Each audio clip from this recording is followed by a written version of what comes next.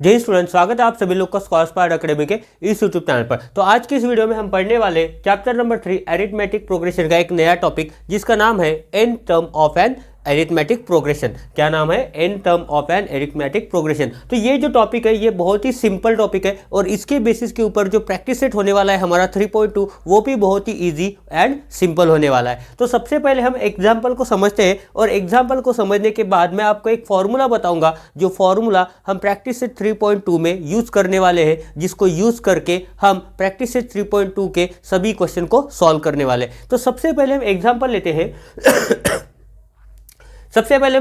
लेते हैं जिसकी वजह से हम देखते हैं कि एन टर्म क्या होता है और एन टर्म को समझने के लिए वो एग्जाम्पल को समझना बहुत ज़्यादा जरूरी होता है। मान के चलते मेरे पास एक एपी है, जो कि है 11, 12, 13, 14, 15, 16 ... सपोज यहाँ पे एक एन है। तो ये कोई एक nth टर्म है जिसकी वैल्यू मुझे पता नहीं है, तो यहाँ पे हम सबसे पहले चेक करेंगे कि ये जो दिया गया सीक्वेंस है वो अरिथमेटिक प्रोग्रेशन है या नहीं, तो सबसे पहले हम लिखते हैं यहाँ पे टर्म 1। तो टर्म 1 जो होता है वो होता है हमारा सबसे पहला नंबर, सीक्वेंस का सबसे पहला नंबर जो होता है उसे हम बोलते हैं टर्म 1, जिसको हम रिप्रेजेंट करते हैं ए से भी। किससे रिप्रेजेंट करते हैं? उसको ए से भी रिप्रेजेंट करते हैं। तो यहाँ पे टर्म 1 का वैल्यू है हमारा 11, टर्म 2 का वैल्यू है जिसको हम रिप्रेजेंट करते हैं T2 से। तो टर्म 2 का वैल्यू है हमारा 12, टर्म 3 का वैल्यू है हमारा 13, टर्म 4 का वैल्यू है हमारा 14। तो ऐसे ही हम बाकी टर्म भी लिख सकते हैं, पर अभी मैं यहाँ पे 4 ही टर्म लिख रहा हूँ। इसके बाद अभी हमें समझना है कि अगर ये दिया गया सीक्वेंस एपी है या नहीं, तो इसके लिए हमें चेक करना पड़ेगा कि इन दोनों टर्म के बीच में जो कॉन्जिक्यूटिव टर्म्स होते हैं उन दोनों टर्म के बीच में जो डिफरेंस आएगा वो हमेशा सिमिलर रहना चाहिए, हमेशा कांस्टेंट रहना चाहिए। तो सबसे पहले चेक करते हैं, डिफरेंस को हम डी से डिनोट करते हैं और ये डिफरेंस जो है हमेशा कांस्टेंट होना चाहिए, जिसको हम बोलते हैं कॉमन डिफरेंस। तो डी कैसे निकालते हैं? हमेशा दूसरी टर्म से पहली टर्म माइनस करो। तो यहाँ पे देखो T2 माइनस T1 अगर हम करते हैं तो सबसे पहले हमें लिखना पड़ेगा T2 का वैल्यू है यहाँ पे 12, माइनस करेंगे 11, तो हमारा आ जाएगा डिफरेंस 1 का। कितना डिफरेंस आया? यहाँ पे हमारा 1 का डिफरेंस आया है।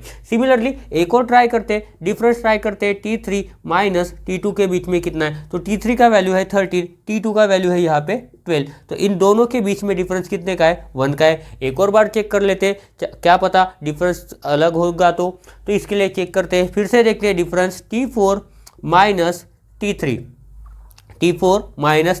तो यहाँ पे T4 का वैल्यू है 14 और T3 का वैल्यू है यहाँ पे 13, तो 14 माइनस 13 अगर करोगे तो ये आ जाएगा 1। इसका मतलब ये दोनों कॉन्जिक्यूटिव टर्म्स के बीच में जो डिफरेंस है वो यहाँ पे क्या है? यहाँ पे कांस्टेंट है। तो इसका मतलब मैं ये बोल सकता हूँ कि ये जो दिया गया सीक्वेंस है ये क्या है? ये एपी है। तो यहाँ पे मैं लिख सकता हूँ कि therefore given sequence is an AP. अभी इसके बाद अगर समझो ये मुझे nth टर्म फाइंड आउट करना है तो वो मैं कैसे फाइंड आउट कर सकता हूँ?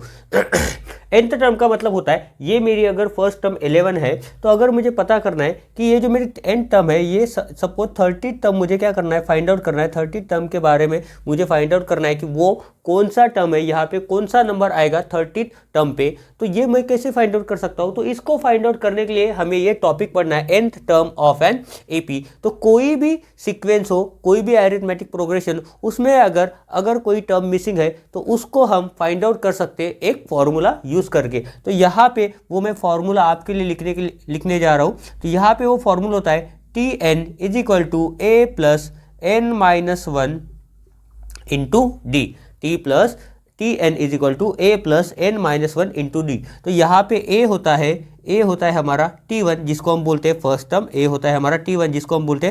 टर्म, और d होता है हमारा कॉमन डिफरेंस जिसको बोलते हैं हम कॉमन डिफरेंस। तो यहाँ पे देखो, यहाँ पे हमें क्या करना है? यहाँ पे हमें 30th टर्म फाइंड आउट करना है इस दिए गए अरिथमेटिक प्रोग्रेशन की। तो यहाँ पे हमें पता है कि a की वैल्यू कितनी है हमारी? a की वैल्यू है यहाँ पे हमारी 11, यहाँ पे हमने लिखा था ए की वैल्यू कितना हमारा 11 है। कॉमन डिफरेंस हमने फाइंड आउट किया था, तो कॉमन डिफरेंस आ गया था हमारा 1। और अभी हमें फाइंड आउट क्या करना है, nth टर्म फाइंड आउट करना है, मतलब nth की वैल्यू क्या हो जाएगी 30 हो जाएगी। तो यहाँ पे मैं लिख सकता हूँ कि nth टर्म की वैल्यू क्या हो जाएगी 30, तो n की वैल्यू हो गई यहाँ पे 30। अभी ये 30 टर्म पे कौन सा नंबर आएगा ये मुझे फाइंड आउट करना है। तो इसके लिए मुझे ये फॉर्मूला लिखना पड़ेगा कि मुझे पता है Tn इज इक्वल टू क्या है a plus n minus one into D. तो यहाँ पे लिखता हूँ मैं a का वैल्यू होता है 11 प्लस n का वैल्यू है मेरा 30 माइनस 1 इंटू डी का वैल्यू है मेरा 1। तो ये मल्टीप्लाई हो जाता है। यहाँ पे लिख सकता हूँ 11 प्लस 30 माइनस 1 होता है 29 इंटू 1। तो यहाँ पे लिख सकता हूँ कि 11 प्लस 29 इंटू 1 होता है 29। ठीक है, यहाँ पे अगर मल्टीप्लिकेशन और एडिशन अगर साथ में आ गया है तो सबसे पहले हमें क्या करना है, मल्टीप्लिकेशन करना है। तो 11 प्लस 29 अगर करते हैं तो ये आ जाता है हमारा 40। इसका मतलब ये जो है T30 मतलब 30 टर्म का हमारा क्या हो जाता है 40 हो जाता है। ये Tn मतलब n की जगह क्या पुट किया है हमने 30 पुट किया है, इसके लिए वजह से ये T30 आ गया हमारा 40। मतलब ये जो हमारा 30 टर्म है, ये जो हमारा 30 टर्म है उसका वैल्यू कितना आ गया है, उसका वैल्यू आ गया है हमारा 40। तो अभी इसके बाद हम डायरेक्टली सॉल्व करते हैं हमारा प्रैक्टिस सेट 3.2 जो कि बहुत ही इजी एंड बहुत ही सिंपल होने वाला है। बाकी के जो सॉल्व एग्जाम्पल आपको बुक में दिए हैं तो वो आपको ट्राई करना है, घर में सॉल्व करके देखना है और उनको समझना है। अभी मैं आपको प्रैक्टिस सेट 3.2 के कुछ क्वेश्चन आपको इस वीडियो में सॉल्व करके देने वाला हूँ, क्योंकि पूरे क्वेश्चन अगर हम सॉल्व करेंगे तो वीडियो बहुत बड़ा बन जाएगा। तो मैं चाहता हूँ कि ये वीडियो ज़्यादा बड़ा ना बने, 30 मिनट तक ही बने। इसके लिए अभी हम सॉल्व करते हैं कुछ 5 से या 6 क्वेश्चन। ओके, जल्दी से शुरू करते हैं हमारा प्रैक्टिस सेट 3.2 जिसका फर्स्ट क्वेश्चन है right the correct number in the given boxes from the following AP. तो यहाँ पे हमें कुछ बॉक्सेस दिए गए हैं जो मैंने अभी ड्रॉ नहीं किए, तो अभी मैं फट से बॉक्सेस ड्रॉ कर देता हूँ। जहाँ पे मैंने एम्प्टी रखा है वहाँ पे सभी जगह बॉक्सेस है। तो यहाँ पे हम आंसर लिखेंगे, जो भी आंसर हमें पता है, जो भी आंसर हमें गिवन में दिया है तो वहाँ से हम आंसर लिख देते हैं। जो भी आपको नहीं समझा तो आप मुझे उसे कमेंट में बता सकते हो, बट कमेंट में बताना कंपलसरी है क्योंकि आपको तभी समझ में आएगा जब आप वीडियो देखोगे, नहीं तो मुझे भी एक्सप्लेन करना नहीं आएगा। तो जो भी आपको डाउट आता है वो आप मुझे कमेंट में बताओ ताकि वो मैं आपको सॉल्व करके दे सकूं। ठीक है, यहाँ पे मैंने बॉक्सेस अभी ड्रॉ कर दिए हैं। तो यहाँ पे अभी हम लिखेंगे जो भी दिए गए वैल्यूज़ हो गए हमारे, तो उसको हम सॉल्व करके यहाँ पे लिख देते हैं ताकि आपको पता चले कि पहला वाला क्वेश्चन कैसे सॉल्व करना है। तो सबसे पहला क्वेश्चन में क्या बोला है, right the correct number in the given boxes from the following AP. तो सबसे पहले क्वेश्चन में एपी क्या दिया है 1, 8, 15, 22। मतलब ये जो सीक्वेंस है, इस सीक्वेंस में किसी भी दो कॉन्जिक्यूटिव टर्म में क्या है, डिफरेंस कॉमन है। डिफरेंस क्या है, कॉमन है, मतलब वो कांस्टेंट है, वो डिफरेंस कभी भी चेंज नहीं हो रहा है। जैसा अभी अगर आप देख रहे हो कि 1 में अगर मैं 7 को प्लस करूँ तो 8 मिलेगा, 8 में अगर मैं 7 को प्लस करूँ तो 15 मिलेगा, 15 में अगर मैं 7 को ऐड करूँ तो 22 मिलेगा, तो 22 में अगर मैं 7 को ऐड करूँगा तो मुझे नेक्स्ट टर्म मिलेगी। तो यहाँ पे हमें क्या करना है, उसी नेक्स्ट टर्म में कितना ऐड करना पड़ेगा, मतलब वो क्या है, वो कॉमन डिफरेंस है। 7 में ऐड करते जा रहा हूँ तो वो क्या हो गया 7 मेरा, वो कॉमन डिफरेंस है। उल्टा चलो, अभी 22 में से 15 माइनस करोगे कि 7 आ जाएगा, 15 में से 8 माइनस करोगे 7 आ जाएगा, 8 में से 1 माइनस करोगे 7 आ जाएगा। मतलब 7 क्या है हमारा, कॉमन डिफरेंस है। ये तो हमने ओरली सॉल्व कर लिया, पर पेपर में हमें लिखना पड़ता है। हमारी ओरल एग्जामिनेशन नहीं होती है, हमारी रिटन एग्जामिनेशन होती है। तो इसके लिए हमें लिखना जरूरी है और लिखना ही सीखना जरूरी है। तो यहाँ पे देखो, यहाँ पे जो हमारा ए है, ए हमारा होता है हमेशा फर्स्ट टर्म। तो फर्स्ट टर्म क्या है हमारा, यहाँ पे 1 है। फर्स्ट टर्म क्या है, फर्स्ट टर्म हमारा 1 है। सिमिलरली T1 क्या है हमारा, T1 भी तो फर्स्ट टर्म है। T1 को ही हम ए बोलते हैं, तो T1 भी क्या है, T1 भी 1 है। तो ये हमें कंफ्यूज करने के लिए दिया हुआ होता है। ए और T1 की वैल्यू हमेशा सेम रहेगी। उसके बाद T2 कितना है, T2 है यहाँ पे 8, तो बॉक्स के अंदर मैंने लिख दिया है वो 8 है। T3 क्या है, T3 है हमारा 15, तो बॉक्स के अंदर लिख दिया मैंने यहाँ पे 15। जब मुझे वैल्यूज पता है T1 कितना है, T2 कितना है, T3 कितना है, तो इसकी वजह से मुझे आसानी हो जाती है कि मैं कॉमन डिफरेंस फाइंड आउट कर सकूँ, डी का वैल्यू फाइंड आउट कर सकूँ। तो डी का वैल्यू फाइंड आउट करने के लिए हमें किसी भी दो कॉन्जिक्यूटिव टर्म का डिफरेंस लेना पड़ता है। तो यहाँ पे उन्होंने ऑलरेडी लिख के दिया है, क्या दिया है, T2 माइनस T1। तो T2 का वैल्यू है हमारा 8 और T1 का वैल्यू है हमारा 1। 8 माइनस अगर 1 करते हैं हम तो हमें मिलता है आंसर 7। ठीक है, एक का तो आंसर मिल गया कि कॉमन डिफरेंस क्या है, 7 आ रहा है। सिमिलरली एक और दिया T3 माइनस T2, ये भी करके देख लेते हैं। तो यहाँ पे T3 हमारा 15 और T2 है हमारा 8। तो 15 माइनस 8 अगर हम करते हैं तो यहाँ पे हमारा आंसर मिल जाता है 7। सही है ना बच्चों। अगर आंसर हमारा सेम मिल रहा है तो माइनस करने के लिए कोई टेंशन ही नहीं है। देखो यहाँ पे 7 आ गया तो यहाँ पे भी 7 है, अगला वाला करोगे तो भी 7 आएगा। इसका मतलब इस पूरे टर्म में हमारा जो डिफरेंस है वो क्या है, वो हमारा 7 है। इतना ईजी होता है मैथमेटिक्स पढ़ना, पर लिखना पड़ता है। अगर मैं नहीं लिखूँ तो भी मुझे समझ में नहीं आएगा, आप नहीं लिखोगे तो भी आपको समझ में नहीं आएगा। ठीक है, तो इसके बाद जो सेकंड क्वेश्चन है और जो फोर्थ क्वेश्चन है वो आपके लिए होमवर्क रहने वाला है, क्योंकि वो थोड़ा सा इजी है। यहाँ पे मैं अभी आपको डायरेक्ट थर्ड वाला क्वेश्चन सॉल्व करके दे रहा हूँ, जो कि है हमारा क्वेश्चन नंबर 1 का। यहाँ पे निगेटिव साइन है, निगेटिव नंबर्स है, इंटीजर्स है, निगेटिव इंटीजर, इसलिए मैंने इस क्वेश्चन को चुना है। तो यहाँ पे थोड़ा सा आप ध्यान से देखो, यहाँ पे गड़बड़ नहीं करनी। यहाँ पे सबसे क्या बोला है, हियर T3। तो T3 कौन सा है हमारा ये होता है हमारा T1, ये होता है हमारा T2, ये होता है हमारा T3 और ये है हमारा T4। तो यहाँ पे गलती नहीं करनी है, क्योंकि गलती करोगे तो मार्क्स में भुगतना पड़ेगा, क्योंकि मार्क्स आपको कम आ जाएंगे। तो गलती नहीं करनी है, जितना स्लो हो सकता है उतना स्लो अभी आप सॉल्व करो। एग्जाम में आपकी स्पीड देख के सामने वाला आपका दंग रह जाना चाहिए। अगर ये एग्जाम में बैठा है तो मुझे 100 आउट ऑफ 100 तो मार्क्स नहीं आ सकते। तो इतना स्पीड आपको होना चाहिए एग्जाम में। बट जब आप प्रैक्टिस करते हो तो आप स्लो प्रैक्टिस करो, प्रैक्टिस करने में मार्क्स नहीं कट होते हैं। तो यहाँ पे देखो T3 का वैल्यू कितना है, T3 का वैल्यू है -13। T2 का वैल्यू कितना है, T2 का वैल्यू है -8। T4 का वैल्यू कितना है, -18 और T1 का वैल्यू है हमारा -3। तो यहाँ पे बहुत ध्यान से आपको वैल्यूज़ लिखने पड़ेंगे। जो भी टर्म जिस प्लेस पे दिया है उसको प्लेसिंग कर दो और उसके बाद आप आंसर लिखो, कोई गलती नहीं करनी है आपको।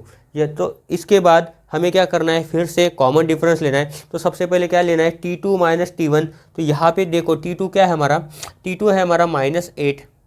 यहाँ पे मैं सॉल्व करके दिखा देता हूँ आपको कि T2 कितना है हमारा, T2 है हमारा -8, माइनस करना है। T2 है हमारा -8, माइनस करना है T1 को, तो ये माइनस एज इट इज़ रहेगा। और ये दूसरा नंबर क्या है, ये T3 है, क्या है T1, उसका वैल्यू क्या है -3। तो अगर इसको सॉल्व करोगे तो ये -8 एज इट इज रहेगा, ये माइनस इंटू माइनस हो जाता है प्लस, और ये आएगा +3।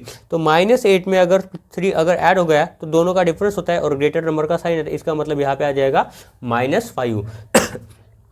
कितना आ जाएगा, -5 हमारा क्या आ जाएगा, आंसर आ जाएगा। सिमिलरली T3 माइनस T2 करके देखते हैं। ये T3 माइनस T2 यहाँ पे लिखता हूँ। T3 का वैल्यू कितना है अपना, T3 का वैल्यू है -13 माइनस करेंगे T2 का वैल्यू है हमारा -8, कितना है -8। तो सिमिलरली -13 को एज इट इज देखो, ये माइनस और माइनस मिला के क्या हो जाता है, इंटू है। तो माइनस इंटू माइनस अगर करेंगे तो प्लस हो जाता है और ये हो जाता है 8। हमें पता है कि 8 में अगर 5 मिला हो तो 13 होता है। जब ये एक नंबर नेगेटिव होता है दूसरा नंबर पॉजिटिव होता है तो हम दोनों का क्या लेते हैं, डिफरेंस लेते हैं। तो यहाँ पे अगर माइनस करोगे तो यहाँ पे मिलेगा -5। तो हम बोल सकते हैं कि T3 माइनस T2 भी कितना आया, -5। अभी यहाँ पे हमें दो टर्म लिखना है, एक है A और दूसरा है कॉमन डिफरेंस। कॉमन डिफरेंस तो हमें पता है ये कितना है, -5, पर A क्या आएगा, A की वैल्यू बराबर होती है किसके, टर्म 1 के, फर्स्ट टर्म के। तो फर्स्ट टर्म की वैल्यू कितने है, -3। तो ये हो गया हमारा आंसर सेकंड क्वेश्चन। और आपको फोर्थ क्वेश्चन फर्स्ट का आपको खुद से सॉल्व करना है। अभी हम बढ़ते हैं हमारे नेक्स्ट क्वेश्चन की ओर, जो कि हमारा क्वेश्चन नंबर 2, जिसको हम पढ़ते हैं और अभी सॉल्व करते हैं। तो यहाँ पे हमेशा लिखो सॉल्यूशन। अभी देखो क्वेश्चन को पढ़ो। Decide whether the following sequence is an AP. सबसे पहले तो डिसाइड करना है कि दिया गया जो सीक्वेंस है वो एपी है या नहीं। If so find the 20 term of the following of the progression. अगर वो एपी है तभी हमें 20 टर्म फाइंड आउट करना है। अब जब उन्होंने बोला है क्वेश्चन में कि 20 टर्म हमें फाइंड आउट करना है, तो दिया गया सीक्वेंस तो एपी होने वाला ही है, एपी होने वाले। अगर एपी नहीं होता तो वो बोलते भी नहीं हमें कि 20 टर्म फाइंड आउट करो। बट इसके लिए भी हमें क्या करना है, उन्होंने क्या बोला है, डिसाइड वेदर। तो हमें क्या करना है, सबसे पहले डिसाइड करना है, मतलब वो प्रूव करना है कि ये जो दिया गया एपी है वो क्या है, दिया गया जो सीक्वेंस है वो क्या है, वो एपी है। तो चेक करते हैं। तो सबसे पहले लिखते हैं हमारा टर्म 1, ये AP तो दिया है हमें, सीक्वेंस तो दिया है हमें क्वेश्चन में। तो सबसे पहले लिखते हैं T1 का वैल्यू होता है, सबसे पहला वैल्यू होता है जो कि है -12। T2 का होगा वैल्यू, T2 का वैल्यू होगा -5, T3 का वैल्यू होगा 2, T4 का वैल्यू होगा 9। यहाँ पे एक और चीज़ लिख देते हैं कि ये T1 का वैल्यू जो है वही किसका वैल्यू होता है, -12, ए का भी वैल्यू होता है। अभी हमें फाइंड आउट क्या करना है, सिंपली हमें डिफरेंस चेक करना है। अगर डिफरेंस हमारा कॉमन है, कांस्टेंट है, तो हम बोल सकते हैं कि दिया गया जो एरिथमेटिक प्रोग्रेशन है AP है वो क्या, दिया गया जो सीक्वेंस है वो क्या है, वो एरिथमेटिक प्रोग्रेशन है। तो चेक करते हैं। तो अभी हम चेक करेंगे कि T2 minus T1 is equal to कितना होगा। देखो T2 दिया है -5 माइनस T1 कितना दिया है, T1 दिया है -12। तो इसको चलो सॉल्व करते हैं कि ये -5 माइनस इंटू माइनस हो जाएगा प्लस, ये हो जाएगा +12।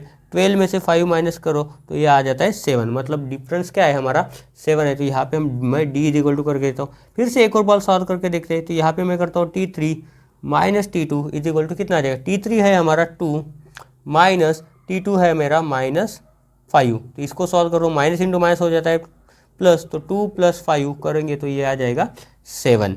डिफरेंस हमारा 7 आ गया, मतलब सेम है, ये कॉमन ही है, कांस्टेंट डिफरेंस है। एक और ट्राई कर लेते हैं।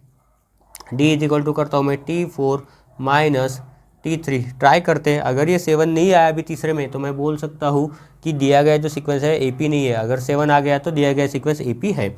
तो यहाँ पे देखो अभी क्या करेंगे, T4 का वैल्यू है यहाँ पे 9 माइनस T3 का वैल्यू है यहाँ पे 2। तो 9 - 2 अगर करोगे तो आ जाएगा आंसर 7। इसका मतलब अगर मेरी A की वैल्यू -12 है, तो D की वैल्यू आ गई है मेरी यहाँ पे 7। तो अभी मुझे पता है कि फाइंड आउट क्या करना है, मुझे 20 टर्म फाइंड आउट करना है। क्या करना है इस क्वेश्चन में मुझे यहाँ पे आने वाली जो 20 टर्म है वो कौन सी है, ये मुझे फाइंड आउट करना है। तो मैं यहाँ पे लिख सकता हूँ कि n इज इक्वल टू 20 है, तो T20 इज इक्वल टू कितना होगा, ये मुझे क्या करना है, ये मेरे लिए क्वेश्चन मार्क है। अगर आपको नहीं दिख रहा हो तो हम ट्राई करते हैं इसको ढक देने के लिए। तो यहाँ पे देखो अभी T20 टर्म हमें फाइंड आउट करना है। तो फॉर्मूला लिखो। तो यहाँ पे हम लिख सकते हैं formula, we know that formula क्या है, फॉर्मूला है हमारा बहुत simple, Tn is equal to A + n-1 into D।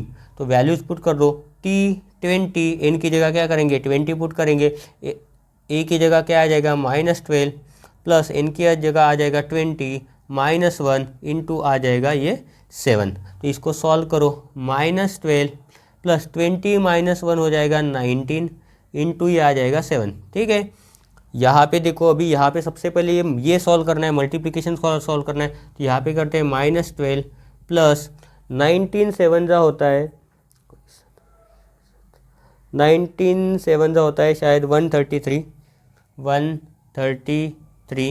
तो यहाँ पे अगर हम सॉल्व करेंगे 133 माइनस अगर 12 करते हैं तो आ जाता है ये 3 - 2 आ जाता है 1, 3 - 1 आ जाता है ये 2, और ये 1 रहेगा एज इट इज। ये बड़ा वाला नंबर पॉजिटिव है तो आंसर आ जाएगा positive. So T20 is equal to आ गया हमारा 121।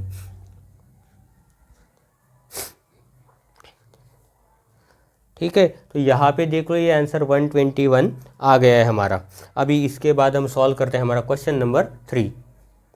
थर्ड क्वेश्चन में हमें बोला है गिवन एरिथमेटिक प्रोग्रेशन 12, 16, 20, 24। ये क्या है, ये हमारा एरिथमेटिक प्रोग्रेशन। तो यहाँ पे हम सॉल्यूशन में सबसे पहले तो एरिथमेटिक प्रोग्रेशन लिख लेते हैं कि AP जो है हमारा वो हमें कितना दिया है 12, 16, 20, 24। इससे ये स्टार्ट हो रहा है। हमें क्या करना है 24 टर्म ऑफ द प्रोग्रेशन, इस एरिथमेटिक प्रोग्रेशन का 24 टर्म हमें क्या करना है फाइंड आउट करना है। तो हम लिख सकते हैं कि 24 T24 is equal to question mark. तो हमें ये पता है कि A इज इक्वल टू कितना हो जाएगा, A इज इक्वल टू हो जाएगा T1 के बराबर, जो है हमारा यहाँ पे 12 जो कि है हमारा यहाँ पे 12। अभी हमें n का वैल्यू भी पता है, n कितना है हमारा, n का वैल्यू है हमारा 24। हमें जो पता नहीं है वो क्या है, वो d हमें पता नहीं है, तो d हम पता करते हैं। तो d इज इक्वल टू क्या होता है, अगर उन्होंने बोला कि वो अरिथमेटिक प्रोग्रेशन है, इसका मतलब यहाँ पे d का वैल्यू जो होगा वो कॉमन रहेगा, या फिर हम बोल सकते हैं कॉन्स्टेंट रहेगा। तो यहाँ पे देखो d क्या होता है, T2 माइनस T1, पर हमने T2 लिखा है क्या, नहीं लिखा है, तो यहाँ पे मैं लिख देता हूँ कि T1 तो मैंने लिखा है, तो यहाँ पे मैं लिख देता हूँ T2 इज इक्वल टू दिया है 16, T3 इज इक्वल टू दिया है 20।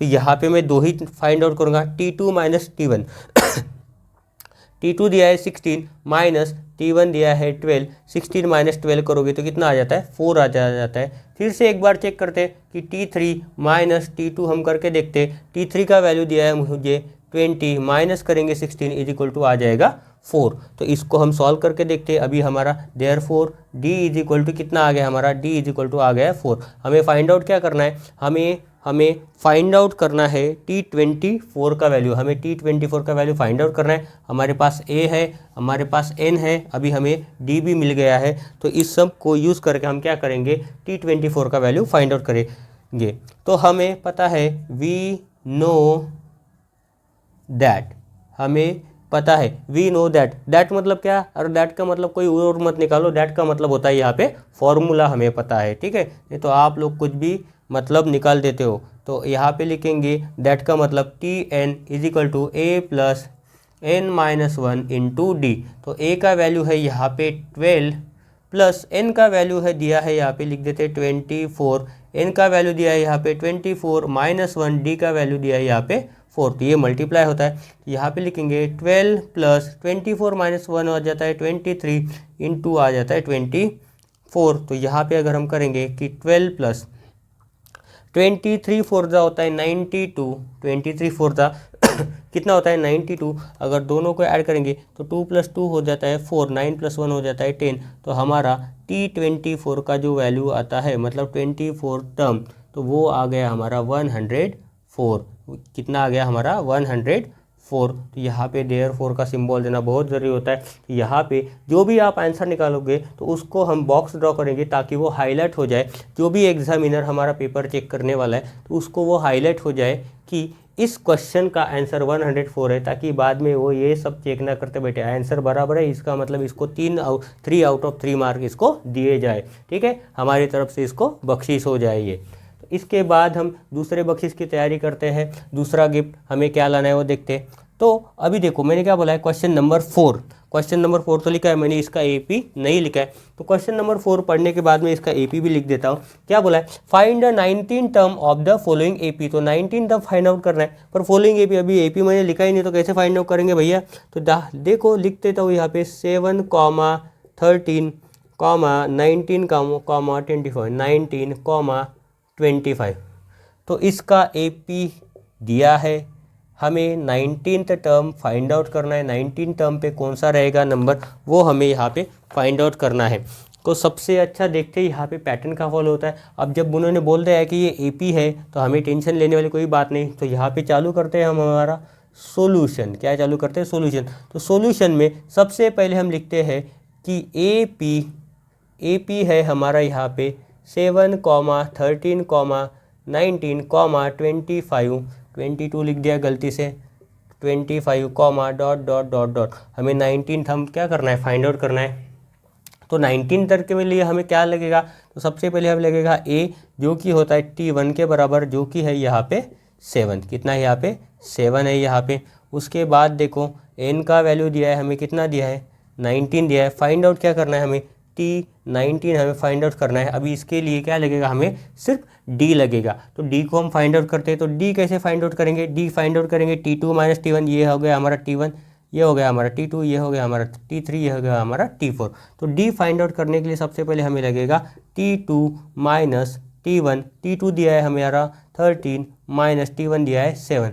तो दोनों को अगर माइनस करते हो, 13 माइनस 7 करोगे तो कितना आ जाएगा, 6 यहाँ पे आ जाएगा। कितना आ जाएगा, 6 यहाँ पे आ जाएगा। एक और बार ट्राई करते हैं, D is equal to T3 minus T2 is equal to कितना आ जाएगा, तो ये आएगा हमारा 19 माइनस 13, यहाँ पे भी आ गया हमारा 6 सर। तो ये क्या क्या हो गया हमारा, ये 6 आ गया फिर से, पहला भी 6, दूसरा भी 6, तीसरा भी क्या जाएगा 6 ही आ जाएगा। तो ये हमारा 6 अभी बाउंड्री के पार चला गया है। तो अभी हम सॉल्व करते हैं, जिससे हमें वैल्यू मिलने वाली है टर्म 19 की, या फिर हम बोल सकते हैं 19 टर्म की। तो हमें पता है कि डी हमारा क्या है, डी हमारा है अभी 6। तो ये हमारे लिए बहुत इंपॉर्टेंट साबित होने वाला है, किसके लिए, ये T19 टर्म फाइंड आउट करने के लिए। तो यहाँ पे लिखते हैं वी नो दैट। आप लोग इसका दैट का मीनिंग कुछ भी मत निकालो, वरना मुझे पता है आज के जो बच्चे हैं वो दैट का मीनिंग कुछ भी निकाल देते हैं। ठीक है, तो बुरा नहीं मानना है, दैट का मीनिंग बहुत सिंपल होता है, वो होता है Tn = a + n-1 × d। यही होता है आपके दैट का मीनिंग, स्पेशली इस चैप्टर में, वो भी टॉपिक वाइज चेंज होते जाएगा। तो यहाँ पे देखो a का वैल्यू दिया है हमारा 7 प्लस n का वैल्यू दिया है हमारा 19 माइनस 1 × d का वैल्यू दिया है हमारा 6, और यहाँ पे n का वैल्यू है हमारा 19। सो T19 टर्म कितना आएगा देखते हैं, 7 प्लस 19 माइनस 1 हो जाता है यहाँ पे 18, और ये हो जाता है इंटू 6। इंटू कितना हो जाता है, ये हो जाता है इंटू 6। तो अगर हम यहाँ पे मल्टीप्लाई करते हैं तो हमारा आंसर कितना आएगा, ये हम अभी यहाँ पे चेक करेंगे। 18 6 देखते, 18 6 कितना होगा, देखो 18 6 करने के लिए 12 9 होता है 108। तो हम बोल सकते हैं कि 108 होगा, सॉरी 108। इसमें हम ऐड करेंगे 7 को, कितना होगा 7 प्लस 108 = लिखेंगे 7 + 108 होगा ये 115। तो 115 हमारा T19 टर्म का क्या हो जाएगा, ये वैल्यू हो जाएगा। तो यहाँ तक अगर किसी को कोई डाउट है तो वो डाउट अपने ही पास रखो, मैंने बहुत अच्छे से समझा दिया। वीडियो को एक और बार देखो ताकि आपको और अच्छे से समझ में आ जाएगा। ठीक है, यहाँ पे हम इस वीडियो में सिर्फ 4 ही क्वेश्चन सॉल्व करने वाले हैं। बाकी जो क्वेश्चन बचे हमारा क्वेश्चन नंबर 5 6 7 8 9 और 10, ये हम नेक्स्ट वीडियो में सॉल्व करेंगे, क्योंकि अगर मैं पूरे क्वेश्चन सॉल्व करते बैठूँ तो वीडियो बहुत ही बड़ा बन जाएगा, जो आप देखने में बहुत ही लेजीनेस, आप में लेजीनेस बहुत है, तो आप ज़्यादा देर वीडियो देख नहीं पाते हो, क्योंकि कॉमेडी नहीं है, ऑनलाइन वीडियो नहीं है ये। अगर ऑनलाइन बैच होती तो आपको समझता कि कॉमेडी क्या होती है, रोस्टिंग क्या होती है, और अभी मैं अकेला रिकॉर्ड करता हूँ तो वो सब नहीं हो पाता है। तो आज की इस वीडियो हम बस इतना ही पढ़ने वाले हैं। थोड़ा ध्यान से देखो वीडियो, कुछ नहीं समझता है तो मुझसे पूछो, ठीक है। अगर मैं बीच में खड़ा हो जाता हूँ, अगर मैं दिखता नहीं है आपको, तो भी बताओ कि भैया आप क्वेश्चन सॉल्व करने के बाद साइड में हटते जाओ, तो वो सब भी आप बताते जाओ, ठीक है। वीडियो को अगर पसंद आता है तो वीडियो को लाइक करो, अपने दोस्तों के साथ शेयर करो, और चैनल को सब्सक्राइब करना मत भूलो। थैंक यू एंड जय हिंद।